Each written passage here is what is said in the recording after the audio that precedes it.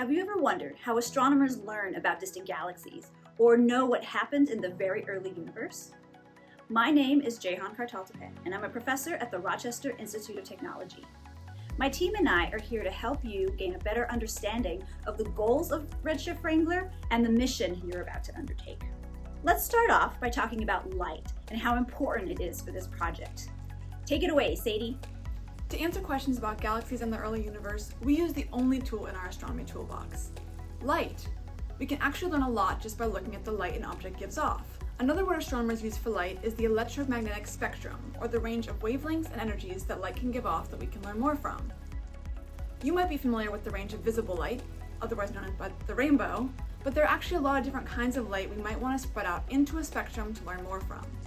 We can analyze different parts of the spectrum to learn different properties about objects like galaxies giving off the light. Next, here's Rohan to tell you a bit more about spectroscopy, or the study of light spectra.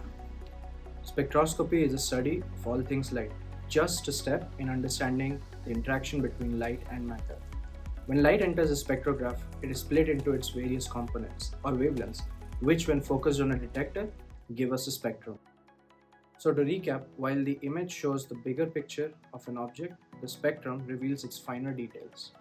Spectra leads us to the core of this project, determining how far away objects in space are away from us using something called redshift. Redshift is the phenomenon where the wavelength of light shifts toward the red side of the spectrum due to the expansion of the universe. One key component of this project is that the further light travels, the redder the light becomes. Now it's your role in this citizen science project to determine the distance to galaxies, and Jess is going to explain the citizen science aspect of this project. Thank you, Jamie. So why do we need your help? Observatories and telescopes like Keck and Hubble take in a lot of data. Without your help, analyzing this data could take years. Through this project, you will be analyzing key features of spectra and checking the automated fits for our data.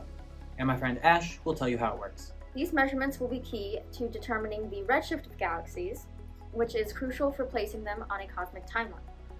This will help us to establish what galaxies have looked like in the past and how they exist now.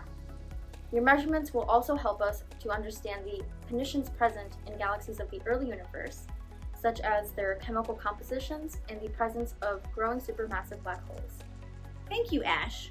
I hope you all had a chance to learn a bit about the spectroscopy of galaxies and the kinds of measurements that this project will be making. Now let's go and wrangle some galaxies.